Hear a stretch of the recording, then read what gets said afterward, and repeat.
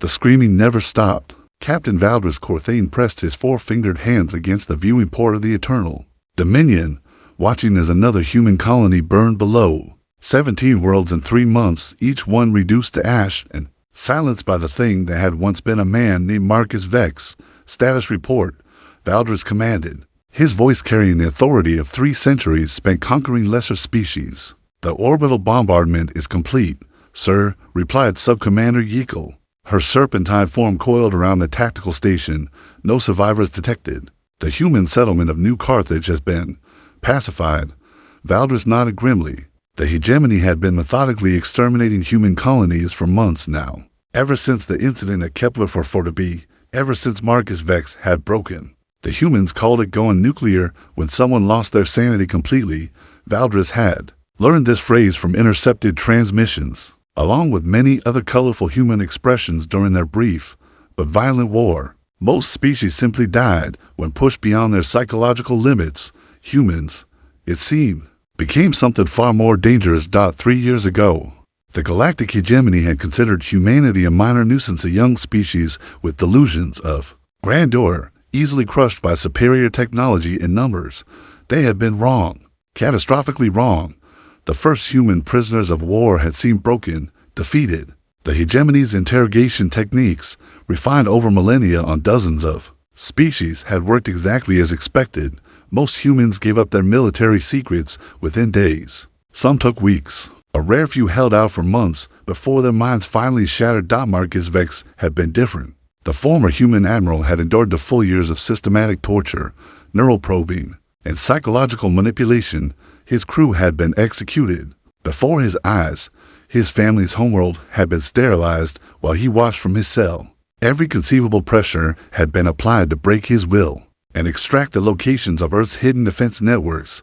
Instead, something else had broken. Sir, Yeakel's voice carried a tremor that made Valdres's blood run cold. We're receiving another transmission.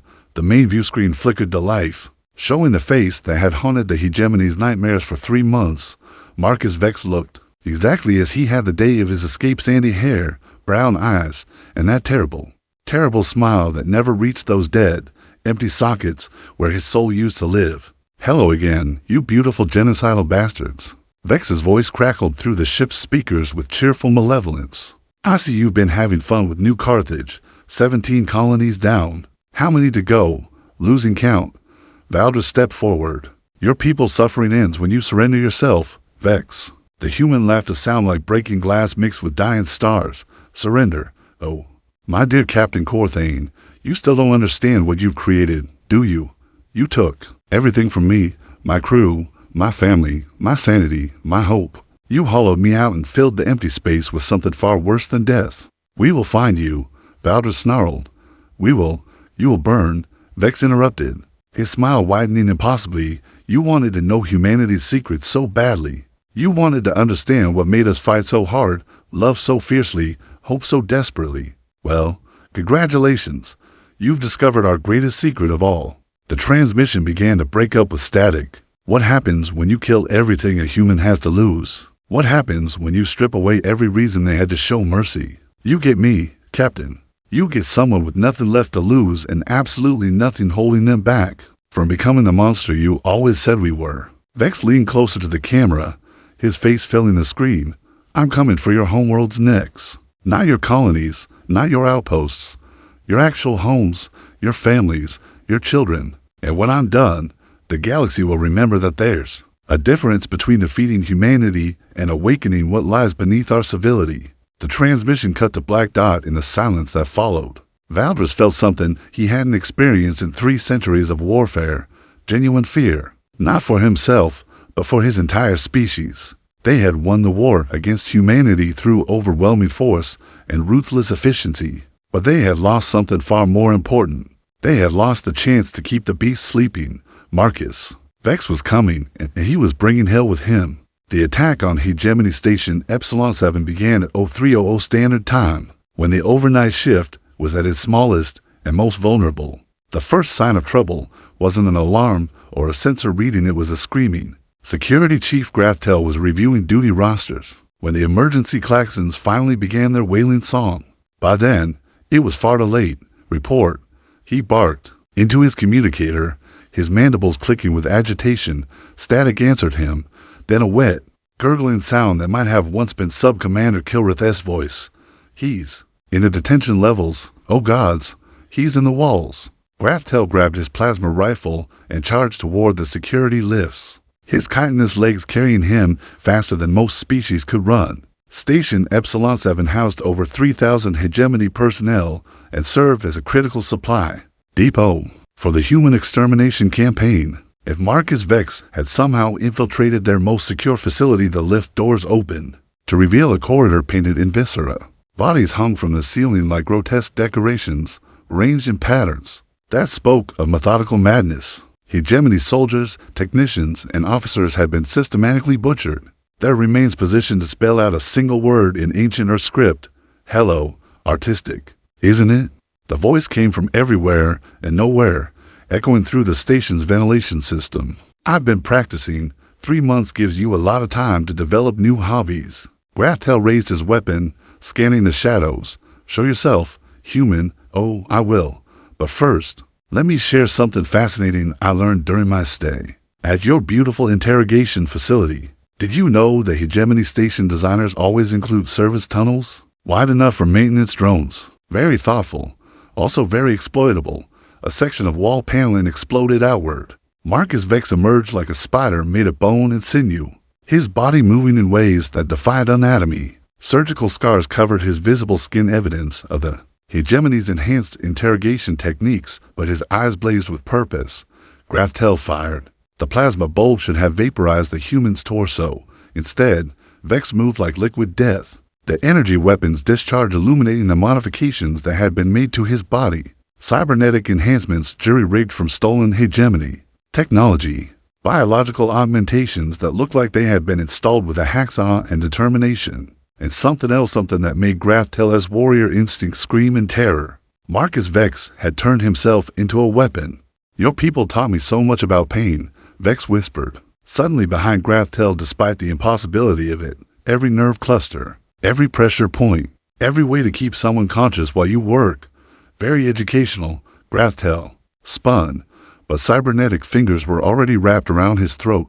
The human's grip was impossibly strong, enhanced by stolen technology and driven by bottomless rage. Please, GlaxHFY gasped. I have younglings, so did I. Vex's voice carried no emotion whatsoever. They were vaporized while I watched. Your interrogators thought it would break me faster. They were wrong about that too. The sound of GlaxHFY's exoskeleton cracking echoed through the corridor, throughout Station Epsilon 7. Similar scenes played out with methodical precision. Marcus Vex moved through the facility like a force of nature, appearing and disappearing through ventilation shafts, maintenance tunnels, and service corridors. His stolen body moved with inhuman speed and precision, every modification carefully planned to maximize terror and efficiency. The station's automated defenses activated, filling corridors with energy barriers and automated turrets. Vex flowed around them like smoke, using his intimate knowledge of hegemony technology, knowledge gained through months of having it used against him to bypass systems that should have been impregnable. In the command center, Acting Commander Yorthel watched his personnel markers disappear from the station's schematic one by one, red dots going dark in a pattern that spelled out another message, KNOCK knock. Evacuate the station, Yorthel ordered. Signal the fleet. Tell them Marcus Vex is. The lights went out. Emergency power kicked in a moment later, bathing the command center in hellish red illumination. Marcus Vex stood in the center of the room, surrounded by the bodies of a dozen security officers. His makeshift cybernetics sparked and bled, but his smile never wavered. Surprise. He said conversationally, I brought presents. Yorthel reached for his sidearm. Vex was across the room in an eye blink, the human's modified body moving faster than even enhanced reflexes could track. The commander's weapon clattered across the floor, followed by the appendage that had been holding it. Your turn to answer questions, Vex said, settling into the commander's chair with casual brutality. Where are your homeworlds? Where are your population centers? Where are the places your people go to feel safe? Yorthel tried to speak, but only gurgling emerged from his ruined throat. Oh, that's right. I may have been a little too enthusiastic with the throat tripping. Vex examined his blood-covered fingers with scientific interest. No matter. Your computers will tell me everything I need to know. As alarms wailed throughout the dying station, Marcus Vex began downloading every piece of intelligence that Hegemony had stored in their impregnable facility. Fleet movements, population centers, military installations, and most importantly the coordinates of every major Hegemony world. When the evacuation ships finally reached minimum safe distance, Station Epsilon 7 exploded in a nuclear fireball that could be seen from 3-star systems away. Marcus Vex was already gone, carrying the stolen data and a new understanding of his enemy's vulnerabilities. The Hegemony had created him through their cruelty. Now he would return the favor. Admiral Kester of the 3rd Hegemony Fleet stared at the tactical display with growing horror. In the 3 weeks since the Epsilon 7 incident, Marcus Vex had struck 17 military installations for supply convoys and 2 civilian population centers. Each attack followed the same pattern: total annihilation, no survivors, and a message carved into the wreckage. "He's not just killing us," whispered Intelligence Coordinator Vithel, her normally steady voice cracking.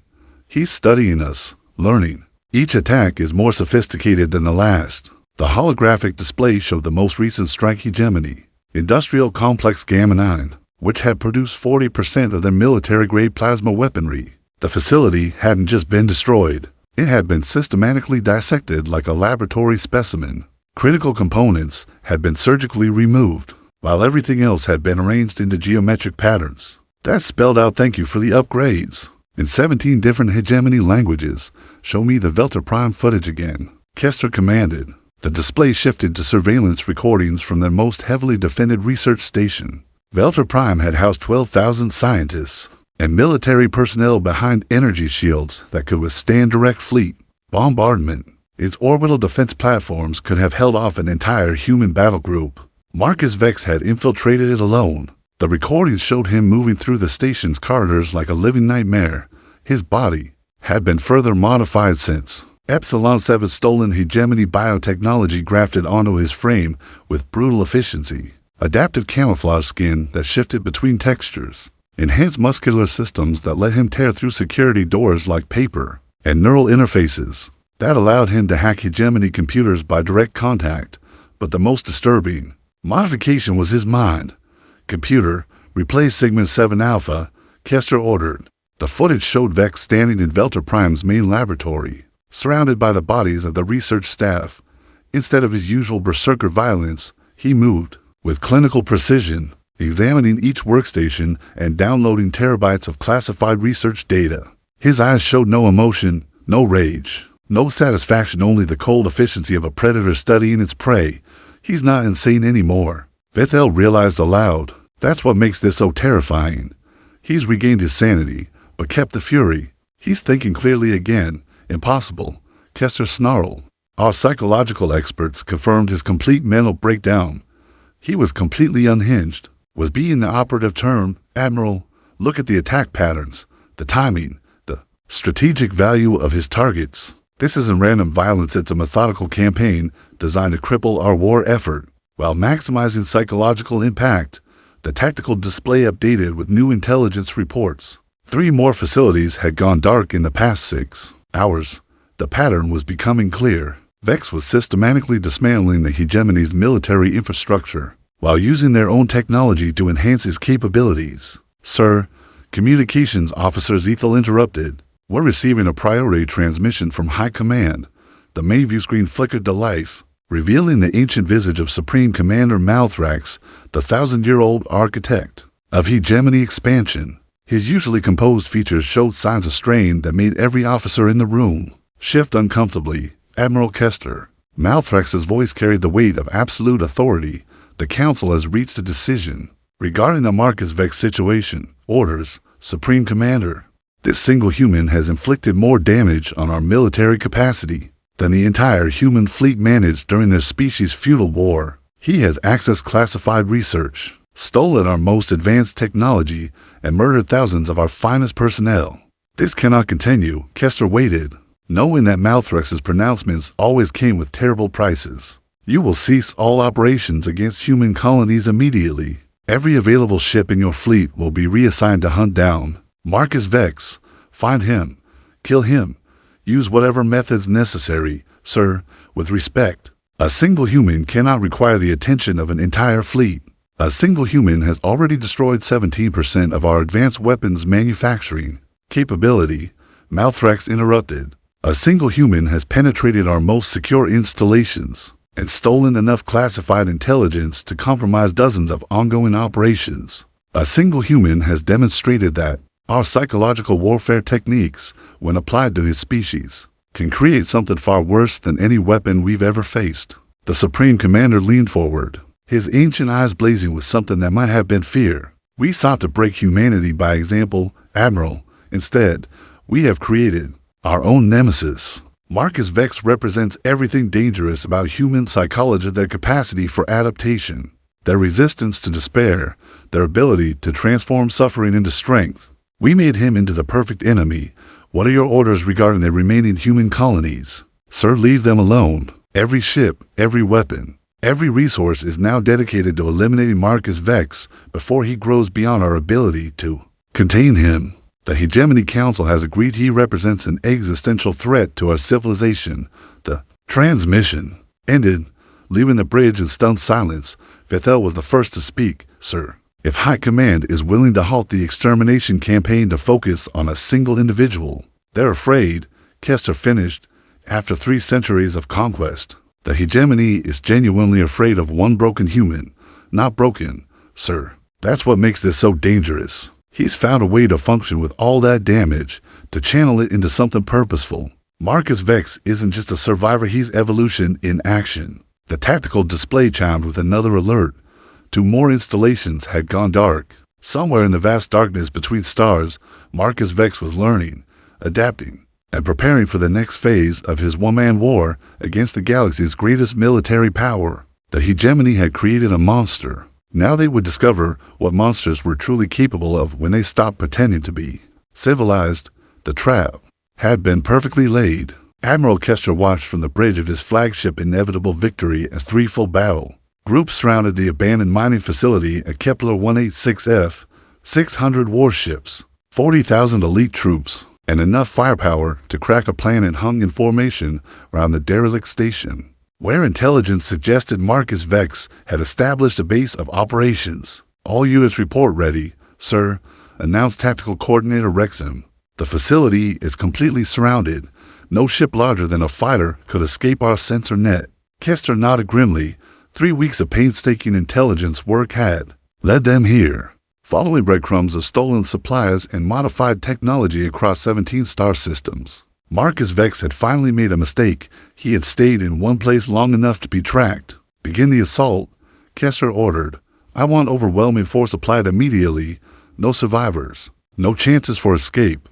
The first wave of assault. Shuttles launched from their carriers, filled with the Hegemony's most elite shock troops. Each soldier carried weapons designed specifically to counter Vex's known modifications: neural scramblers to disrupt his cybernetic systems, plasma nets to contain his enhanced mobility, and quantum restraints that could hold a rampaging Vortic battle beast. The shuttles reached the mining facility without incident. Too easily. Kester realized with growing dread. Sir, reported communications. Officer Zethal, the assault teams have entered the facility. They're reporting extensive modifications to the interior structure. Define extensive. The entire station appears to have been rebuilt from the inside out. Unknown technology, sir. Definitely not Hegemony standard, but incorporating our components in ways our engineers say should be impossible. The first casualties came 30 seconds later. Contact lost with Alpha Squad, Zethal announced, his voice tight with growing panic. Beta and Gamma Squads report, sir. They're reporting that the station's corridors are changing configuration. The layout is shifting in real time. On the tactical display, the assault team markers began disappearing with horrifying efficiency, not scattered randomly by explosions or weapons fire, but methodically eliminated in a pattern that suggested systematic hunting. Give me a visual feed from the remaining teams, Kester demanded. The main view screen switched to helmet camera. Footage from Sergeant Vorthic's squad. The Hegemony soldiers were advancing through corridors that definitely hadn't existed in the original station blueprints. The walls pulsed with organic-looking conduits that carried some form of energy, while the floor beneath their feet felt disturbingly warm and yielding. This isn't a mining station anymore. Vorthik whispered into his calm. It's been turned into something else, something alive. That's when they heard the laughter. It echoed through the modified corridors like the sound of breaking sanity, coming from everywhere and nowhere at once. Not the berserker madness they had expected, but something far worse, the amused chuckling of someone enjoying a private joke. "Hello, boys."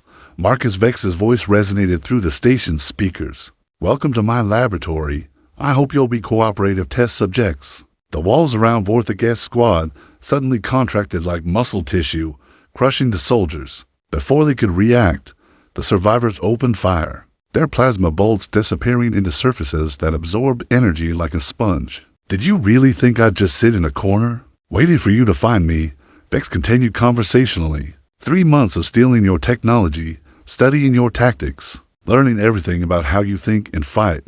This isn't a trap, Admiral Kester. It's a laboratory. The helmet feed cut to static, sir, reported sensor operator Clather. We're detecting massive energy readings from within the station. Something's powering up. All ships, prepare for. The mining station exploded outward like a malignant flower, revealing the horror that Marcus Vex had been constructing in secret. The facility's shell had concealed a massive biotechnological hybrid, part spacecraft, part weapon, part living organism. Tendrils of organic metal stretched toward the surrounding hegemony ships, moving with purpose and terrifying intelligence. "By the void," Vethel whispered. "He's turned himself into a ship, the creature that had once been a mining station and was now something unrecognizable. Opened fire with weapons that defied classification. Energy beams that seemed to bend space itself lanced out toward the nearest hegemony cruiser, cutting through its shields like they were made of paper. The ship's hull began to dissolve, its crew screaming across all communication frequencies as their vessel was systematically consumed. "All ships, concentrate fire on the target," Kester roared. "Maximum firepower, 600 warships open. Fire simultaneously, unleashing enough destructive energy to sterilize a continent." The hybrid monstrosity absorbed every shot, its living hull adapting and strengthening with each impact. Worse, it began to grow, incorporating the energy and matter from destroyed hegemony vessels into its own expanding mass. "It's not just fighting. U.S. Tactical Coordinator Wrexham realized with horror. It's eating us." More tendrils lashed out, each one targeting a different ship with surgical precision where they touched. Hegemony vessels began to change, their crews transforming into screaming components of Marcus Vex's ever-expanding weapon. The thing that had once been human was turning the entire fleet into extensions of his will. "Sir, we need to retreat," urged Navigation Officer Plexum. "This isn't a battle, it's a feeding frenzy." Kester watched in mounting horror as his proud fleet was systematically consumed by the hybrid monstrosity. Ships that had conquered a dozen worlds were being torn apart and rebuilt into grotesque parodies of their former selves. Their crews converted into organic processing units for the creatures distributed. "Intelligence, all remaining ships, emergency, jump to hyperspace," he commanded. "Scatter formation, do not group together." As the surviving vessels fled in all directions, Marcus Vex's voice followed them across the communication channels. "Tell your masters what you've seen here, Admiral. Tell them that they created something wonderful. I'm not just fighting your empire anymore, I'm going to replace it. Every ship you send against me makes me stronger. Every weapon you use teaches me new ways to kill."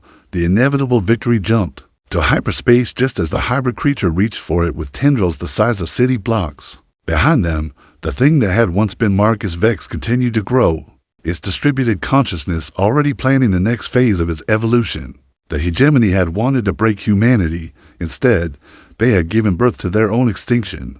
The Battle of Proxima Centauri would be remembered as the day the hegemony learned the true meaning of terror. Supreme Commander Malthrex stood on the bridge of the dreadnought Eternal Dominance, surrounded by the largest fleet ever assembled in galactic history. 12,000 warships stretched across 3 light minutes of space, representing the combined military might of 4 to 7 member species. Every vessel had been equipped with the latest anti-hybrid weapons. Every crew member carried neural scramblers and quantum restraints they had learned from Kester's disastrous encounter. This time, they would maintain distance, use overwhelming firepower, and show no mercy, sir, reported Fleet Intelligence Coordinator Nexuma. Long-range sensors confirm the target's presence in the Proxima system. The hybrid entity appears to have established a presence around the red dwarf star. "Define presence," Malthrex demanded. The main tactical display shifted to show the Proxima Centauri system. What they saw defied comprehension. Marcus Vex had constructed a massive ring structure around the star itself, a Dyson swarm of hybrid technology that was drinking stellar energy on an astronomical scale. Thousands of smaller hybrid vessels patrolled the structure's perimeter, each one incorporating design elements stolen from destroyed hegemony ships. Estimated energy output, Malthrax asked, though he dreaded the answer, approximately kd watts. Sir, that's more power than our entire civilization consumes in a year. In the 3 weeks since Admiral Kester's encounter, the hybrid entity has constructed the largest artificial structure in known galactic history, and he's using it to do what? Unknown, sir. But the stellar output is being channeled into some form of massive construction project. Whatever he's building, it's larger than most space stations. Malthrax studied the tactical display with growing unease. Marcus Vex wasn't just growing strong, he was industrializing on a scale that suggested long-term planning.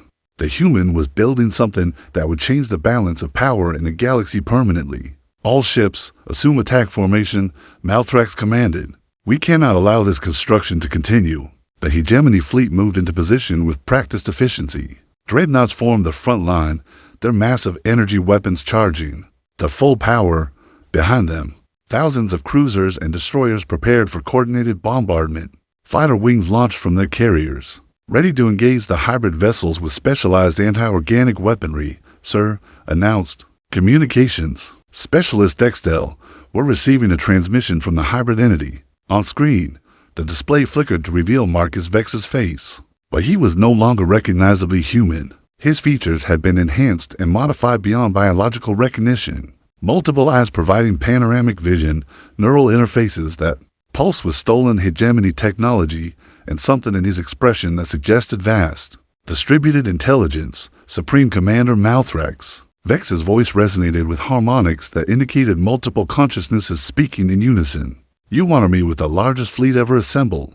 12,000 ships, 4 to 7 species. Countless individual lives about to be added to my growing collection. Your reign of terror ends here, human, Malthrax snarled. We've learned. From our previous encounters, we know your weaknesses. Vex smiled with too many teeth. Weaknesses? Oh, my dear Supreme Commander, you still don't understand what you're facing. You created me through your cruelty, taught me through your technology, and strengthened me through your attacks. I am no longer Marcus Vex. I am what humanity becomes. When you strip away everything that made us civilized, all ships opened fire. 12,000 warships unleashed hell upon the Proxima system. Energy beams, quantum torpedoes, and antimatter warheads converged on the hybrid structure in a display of firepower that could have cracked moons. The stellar engineering around Proxima Centauri absorbed every shot, its living metal hull growing brighter as it converted the attack energy into raw power. Phase 2. Vex announced cheerfully, "Thank you for the meal." The Dyson swarm around. Proxima Centauri reconfigured itself in real time, transforming from an energy collection system into the largest weapon ever constructed. Focused stellar energy lanced out across the system, each beam targeting multiple hegemony ships with impossible precision. The first wave of dreadnoughts simply ceased to exist, their quantum-reinforced hulls unable to withstand weaponized stellar output. A dozen species' most advanced warships were vaporized. In the opening seconds of the engagement, evasive maneuvers, Malthrax roared, "All ships scatter." But Marcus Vex had learned from every previous battle.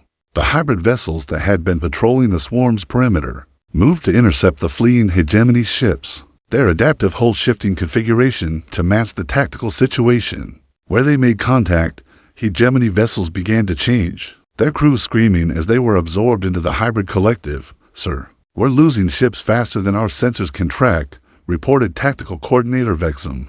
"The hybrid collective is incorporating our vessels into its own structure. Every ship we lose makes it stronger." The Battle of Proxima Centauri became a horror beyond imagination. Hegemony crews watched in terror as their comrades were transformed into organic components of the hybrid fleet. Ships that had served with honor for centuries became grotesque parodies of their former selves. Their weapons turned against their former allies. Admiral Kester, commanding the reserve fleet, watched his sensors as ship after ship fell to the hybrid collective. "Sir, recommend immediate retreat. We cannot win this engagement." Negative. Malthrax replied grimly, if we retreat, that thing will have access to stellar engineering technology and the resources of an entire star system. It will become unstoppable. Sir, it already is unstoppable. As if to emphasize the point, 3 more dreadnoughts were consumed by hybrid tendrils. Their crew's final transmissions cut short as they were integrated into Marcus Vex's distributed consciousness. The Supreme Commander stared at the tactical display, watching as his greatest fleet was systematically dismantled by a single human who had been driven beyond the boundaries of sanity and back into something far more dangerous. Perfect, focus rage. All remaining ships, Malthrax commanded with the weight of defeat in his voice. Emergency jump to hyperspace. Scatter pattern Omega. Do not regroup. Do not engage. As the surviving hegemony vessels fled in all directions, Marcus Vex's laughter followed them across the communication channels.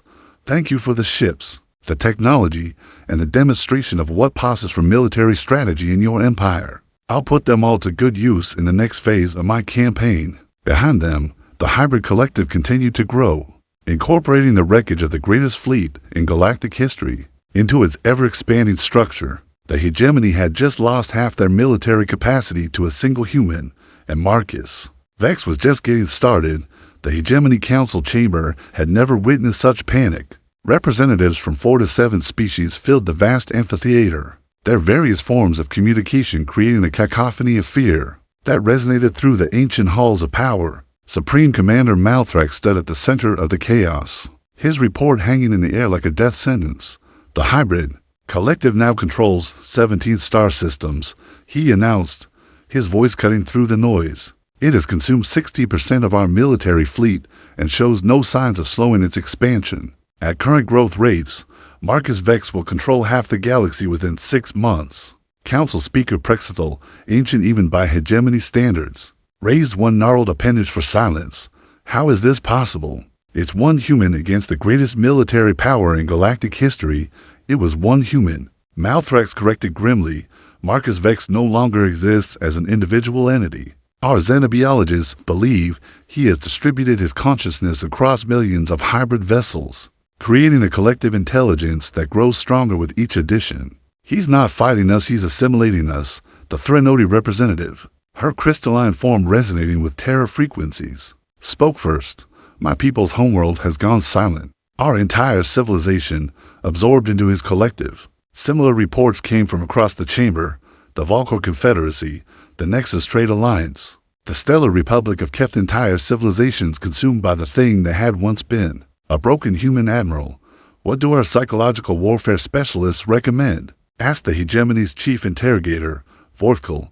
Malthrax's mandibles clicked with bitter irony. They recommend immediate surrender, according to their analysis. Marcus Vex has moved beyond traditional concepts of revenge or conquest. He's creating something entirely new, a hybrid civilization that incorporates the best traits of every species he encounters, while discarding their individual identities. And the worst part, added Fleet Intelligence Coordinator Nexuma, is that it appears to be working. The hybrid collective demonstrates technological advancement at exponential rates, social cohesion beyond anything we've achieved, and military coordination that makes our best tactics look primitive. Council Speaker Prexithal's ancient eyes dimmed with the weight of species-ending decisions. Do we have any options left? 2. Malthrax replied, total surrender or the Nova Protocol. The chamber fell silent. The Nova Protocol was theoretical a weapons system designed to sterilize entire star systems. By triggering artificial supernovas, it had never been tested, required the cooperation of all member species, and would likely kill billions of innocent lives. The hybrid collective has established its primary base in the Sol system. Malthrax continued, Earth, the human homeworld, appears to be undergoing massive terraforming efforts. If we can deploy the Nova Protocol there, you're talking about committing genocide on a scale beyond comprehension, interrupted the Zerati delegate, her pheromone glands releasing distress signals. Even if it works, we'll be destroying the birthplace of an entire species. That species created Marcus Vex, Vorthkal Snarl, their psychological resilience, their adaptive capabilities, their capacity for transformation. These traits make them incompatible with galactic civilization. Perhaps extinction is the only solution. No. The voice came from the chamber's entrance. where a figure in tattered, hegemony uniform limped forward. Admiral Kester, survivor of the first major engagement with the hybrid collective, moved to the center of the chamber with the bearing of someone who had stared into the abyss. No, we will not commit genocide, he continued. Marcus Vex was created by our cruelty, our arrogance, our decision to torture and break a human beyond his capacity to endure. We made him into what he's become. Then what do you propose? Demanded Prexithal. Kester straightened, his battle-scarred form radiating grim determination. We give him what he originally wanted, before we broke him, before we turned him into this thing. Marcus Vex was trying to protect his people. He wanted the location of human colonies to keep them safe from our extermination campaign. Impossible, Vorthkal hissed. The hybrid collective has moved beyond such simple motivations. Has it? Kester challenged. Every target he's hit has been military or industrial. He's avoided civilian populations when possible, even in his current form. Some part of Marcus Vex remembers what he was fighting for. Malthrak studied the tactical displays showing the hybrid collective's expansion patterns. What are you suggesting, Admiral? I'm suggesting we try something we've never attempted in 3 centuries of conquest negotiation. Not from a position of strength, but from one of acknowledgement. We created this monster. Perhaps we can find a way to unmake it. The chamber erupted in outraged protests from dozens of species, but Prexithal raised his appendage for silence. Explain your proposal.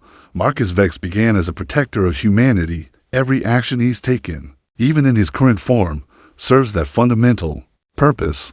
He's not trying to conquer the galaxy, he's trying to ensure his species can never be threatened again. If we can offer him what he originally sought, a guarantee of human safety, Nexuma realized, recognition of their right to exist without persecution, it might work. Kester nodded, but it would require something unprecedented, the hegemony admitting fault and offering reparations to species we've attempted to exterminate. The debate that followed would be studied by xenosociologists for centuries. Representatives argued, threatened, and pleaded as they grappled with concepts their civilization had never confronted: accountability, remorse, and the possibility that their victims might be worthy of respect rather than conquest. Finally, Council Speaker Prexithal called for order. Admiral Kester, you will lead a delegation to the Sol system. You will attempt to negotiate with the hybrid collective. However, if your mission fails, the Nova Protocol will be authorized immediately. Understood, sir. As Kester prepared to leave the chamber, Malthrak stopped him. Admiral, what makes you think the thing that was Marcus Vex will even listen to us? Kester's expression carried the weight of everything he'd witnessed. Because despite everything we did to him, despite everything he's become, Marcus Vex has never stopped being human, and humans, even broken ones, still remember what it means to hope. The delegation that departed for Sol System consisted of a single ship, the diplomatic vessel Reconciliation, crewed by volunteers who understood they were likely flying to their deaths. As they jumped to hyperspace, heading toward humanity's birthworld and the heart of the hybrid collective, Admiral Kester wondered if they were about to witness the end of galactic civilization or its rebirth. Behind them, the hegemony prepared for the unthinkable, the possibility that their greatest enemy might also be their salvation. The final confrontation was at hand. Earth hung in space like a jewel transformed by nightmare and dream. Admiral Kester stared through the viewport of the Reconciliation as they approached humanity's homeworld, trying to comprehend what Marcus Vex had wrought. The planet's surface pulsed with organic mechanical structures that stretched from pole to pole, living cities that breathed with their own rhythm, vast networks of hybrid technology that had turned an entire world into something beyond classification. Admiral, reported Navigator Tysil, her voice tight with controlled fear, we're being scanned by everything. The planet, the orbital structures, even the asteroid belt has been converted into some form of sensor network. Any response to our diplomatic codes, sir? They acknowledged our transmission approximately 0.3 seconds after we dropped out of hyperspace. Response time suggests instantaneous communication across the entire system. The hybrid collective's reach was even more extensive than their intelligence had suggested. Marcus Vex hadn't just built a fleet or conquered a system, he had transformed Sol into a single, vast organism with distributed consciousness spanning multiple worlds. Incoming transmission, announced Communications Officer Zethal. The main screen flickered to life, revealing Marcus Vex's face. But this wasn't the grotesquely modified hybrid creature from their previous encounters. The being that appeared before them looked almost human, again scarred, weathered, but recognizably the man who had once commanded human naval forces. Admiral Kester, Vex's voice carried harmonics that suggested vast intelligence, but the tone was surprisingly calm. You've come a long way to die. I hope you have something more interesting to offer than surrender demands. I've come to talk, Kester replied simply, not as enemies, but as beings who have both suffered from the consequences of this war. Vex's expression shifted, showing what might have been surprise. Interesting. You're not threatening me with super weapons or demanding my destruction. That's refreshingly honest for a hegemony official. The Hegemony Council has authorized me to offer something unprecedented, Kester continued. A formal acknowledgement of our crimes against humanity, reparations for the damage we've caused, and recognition of human sovereignty over any systems you choose to claim. For several seconds, the only sound was the hum of the ship's systems. When Vex spoke again, his voice carried notes of pain that no amount of technological enhancement could disguise. Do you know what I become, Admiral? I can feel the thoughts of 11 million hybrid entities across 17 star systems. I am simultaneously one mind and countless minds, individual and collective, human and something entirely new. Your people broke me so thoroughly that the only way to function was to become something that had never existed before. I know, Kester replied, and I know that we created you through our arrogance and cruelty, but I also know that somewhere in that vast network of consciousness, Marcus Vex the Protector still exists. The man who fought to save his people, the man who failed to save his people. You mean, my crew, my family, my world, all casualties of hegemony interrogation techniques. Not all of them. Kester activated a secondary display, showing intelligence reports from across human space. There are 17 human colonies still intact, still populated, still fighting to rebuild their civilization. They survived because of what you've accomplished here. Your war against us forced the hegemony to redeploy resources, giving them time to establish defenses and evacuation protocols. Vex stared at the data, his enhanced eyes processing information at inhuman speeds. You're saying you saved them, Marcus, not in the way you originally planned, but you saved them. The Protector succeeded, even if the man was broken in the process. The silence stretched for nearly a minute before Vex spoke again. What exactly are you proposing, Admiral? An end to this war, recognition of the hybrid collective as a sovereign entity with the right to exist and expand peacefully, formal reparations from the hegemony, including technology transfers and territorial concessions, and most importantly a guarantee that no human world will ever again face the threat of extermination, and in return, an end to the assimilation campaigns. The hybrid collective ceases expanding through conquest and absorption of unwilling populations. Coexistence instead of domination. Vex leaned back, his expression unreadable. You realize that I could simply continue as I have been. Your military cannot stop me. Within a year, I could control half the galaxy. Yes, Kester acknowledged. But is that what Marcus Vex would have wanted? Galactic domination through the subjugation of billions? Or would he have preferred a galaxy where his people could live in peace? The hybrid collective's distributed consciousness pondered the question. Across 17 star systems and 11 million networked minds, finally, Marcus Vex smiled, and for the first time in months, it looked genuinely human. You're right, Admiral. The Protector succeeded, but perhaps it's time for the Avenger to rest. Then you accept our terms.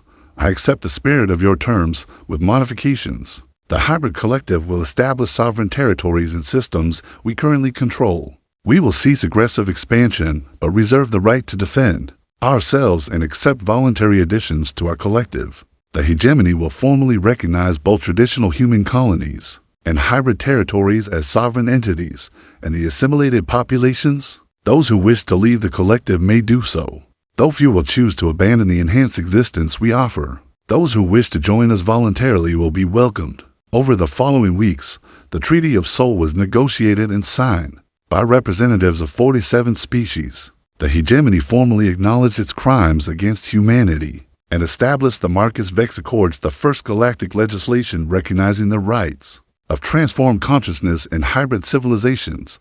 The galaxy that emerged from the shadow of the human war was fundamentally different from what had come before. The hegemony's absolute authority was broken. replaced by a complex web of sovereign territories and mutual defense agreements. Human colonies flourished under the collective's protection, while the hybrid territories became centers of unprecedented technological and social innovation. Marcus Vex himself underwent one final transformation. As the collective stabilized and his people found peace, he gradually consolidated his distributed consciousness back into a form that could interact with baseline humanity. Not the broken admiral who had been captured years before, not the hybrid nightmare that had terrorized the galaxy, but something new, a bridge between what humanity had been and what it could become. On the anniversary of the Treaty of Soul, Admiral Kester stood on the observation deck of the first joint hegemony human diplomatic station, watching ships from dozens of species dock peacefully alongside hybrid vessels that defied classification. Any regrets? Asked Marcus Vex, his form now appearing almost baseline human despite the subtle enhancements that marked his hybrid nature. Many, Kester replied honestly, but not about this. We should have tried talking before we tried torturing, perhaps, but then again, I might not have become what was necessary to change things. Vex gestured toward the bustling spaceport. Look at them, species that had never spoken to each other as equals, now working together because they're all terrified of creating another me. Is that how you want to be remembered, as a cautionary tale? Marcus Vex considered the question, watching as human children played alongside young members of species that had once been mortal enemies. When he spoke, his voice carried the wisdom of someone who had been broken beyond repair and found a way to rebuild himself into something better. I want to be remembered as proof that humanity's greatest strength isn't our technology or our tactics or our stubborn refusal to surrender. Our greatest strength is our ability to adapt, to transform, to become whatever we need to be to protect the things we love. He paused, studying his reflection in the viewport, human enough to remember what he'd lost, hybrid enough to appreciate what he'd gained. Let the galaxy remember that one human went insane, and from that madness built a better tomorrow. Let them remember that when you push humanity beyond breaking, we don't just survive, we evolve. As the stars wheeled overhead, carrying ships from 100 worlds toward destinations that had been unimaginable just years before, the galaxy sang a new song. Not the old hymn of conquest and domination, but something unprecedented in galactic history, a harmony built from the voices of species learning to coexist as equals. And in the deepest archives of both human and hybrid memory, the name of Marcus Vex was recorded not as a monster or a madman, but as the protector who had found a way to save not just his own people, but everyone else as well. Some humans, when pushed beyond their limits, become heroes. Others become something far more dangerous. They become necessary.